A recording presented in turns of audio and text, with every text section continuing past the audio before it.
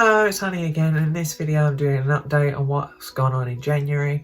I went to the gender clinic twice in 1 month, which for me is like a 700-mile round trip, 175 miles each way, but it was worth it. They agreed once again to help me get my gender recognition certificate underway,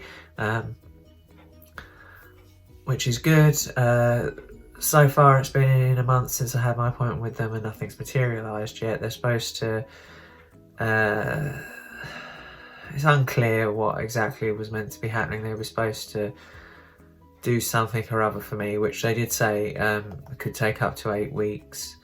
And then also I asked for a reference letter from them because I was worried that the reference letter I had from the Webberleys wouldn't count anymore based on their troubles they're having with the GMC. So I decided that I'd like a new reference letter that, you know, I could use to say, for example, reapply for passports, driving licenses, and that if I need to renew them in the future, or when I come to update my pictures after the recovery of all of this facial surgery. Obviously my letter from Keith Altman that did that should cover that, but it's just nice to have a reference letter. Also, if I want to re-refer myself for voice therapy, then I need an up-to-date reference letter to do that with.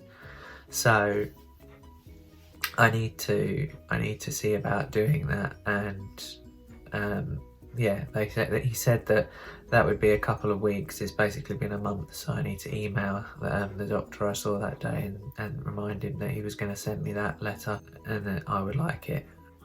My second visit to the gender clinic was for their social / support group thing that they do up there now. The first one's on a Wednesday, which I could attend, and then all the others for the rest of the year are on a Thursday, which I can't attend. It was still nice to meet another crowd, and I have my own local support group, as I mentioned last time. That's very good. So I'm not too upset that I can't go again, but it was nice to meet some other new faces, some other girls, and a couple of trans men were there as well, which, as I've said before, it's always a pleasure to have more diversity in the group. It does tend to just be a lot of trans women and a few non-binaries, and trans men usually adjust socially quite well, so that you don't tend to see them come to support groups all that often, but it's nice when they do. And yeah, it was all right. I spent most of my time with one girl named Sophie. She was lovely, and yeah, it was just an insight into somebody else's life and struggles. So it was good, but obviously, as I say, they're on a Wednesday. The first one's on a Wednesday, and all the others for the rest of the year are on a Thursday now. So I won't be able to attend them anymore, which is unfortunate. My facial recovery continues and is going well. I've still got concerns about my nose, but I see Dr. Watts about that on the 14th of February. I managed to get an appointment with him. So I'll see what he has to say about it. My nose has felt really tight and stiff lately, actually, which it hasn't felt like that since literally the first month or whatever after surgery. So that's a bit weird to have that sensation back. So I wonder if things are actually adjusting again on their own, which would be nice, because as I've said, I do have concerns about it. My fringe is continuing to, grow in nicely and do its own thing.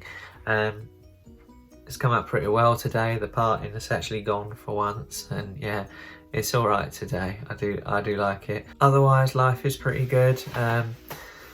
The gender clinic also got me to retest my blood work because my estrogen levels came back higher this time, although I was quite happy with them. They wanted to test them again and see what they get a better sense of the average. So I've just had my blood work done for that today, and obviously I haven't got any results to share yet, but I'm not worried about anything. I'll be honest, at the moment I've been struggling actually to focus on my transition because of things that's happening with my mum. She's recently been registered as partially sighted, and there's just a lot of stuff left over from when Dad passed away and that a few years ago that still needs to be resolved. I need to last year I was focusing a lot on my face and the upcoming surgery and all that, and we did do some stuff towards that, but now this year I'm trying to focus more on that and actually like being present and being here for her rather than the other way around. And in some ways it's just been nice actually not to have my next appointment, my next transition thing, my next goal constantly on my mind. I've just been living a bit, and that's been nice. I mean, I've, you know, the sort of like transition passive in a way, because my hormones are still doing their thing gradually over time. My face is still recovering. You know, there's very little I can do to aid any of that.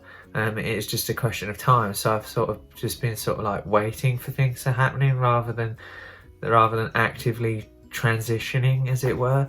And with going back to the gender clinic last month, it reminded me that, you know, the next thing I want is my GRC certificate, and that, you know, it's going to be active transition again. I've got to actually do something towards getting it, and the thought of opening up that big thick folder that I've got of stuff and evidence to support it and update it all again, because it's been so long now. You have to show stuff over a period of time. The more evidence, the better. So it all needs looking at, it all needs refreshing. I've got to make sure my crappy dyslexia / form filling in is all correct again, and just take a fresh look over it all and make sure it's all up to date and correct again. None of that really appeals to me. I hate that sort of form filling in nonsense, and I have been like enjoying just not actively having to do anything. Just, oh yeah, my face is recovering, it's a question of time, and hormones are working, it's a question of time, and things like that.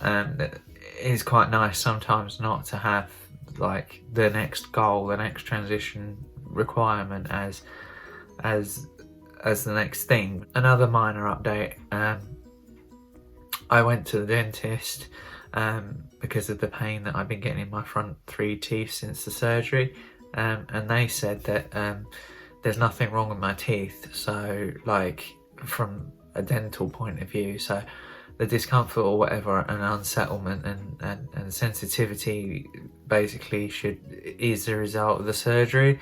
I'll have to speak to Dr. Altman about that when I see him as well. Hopefully it settles down.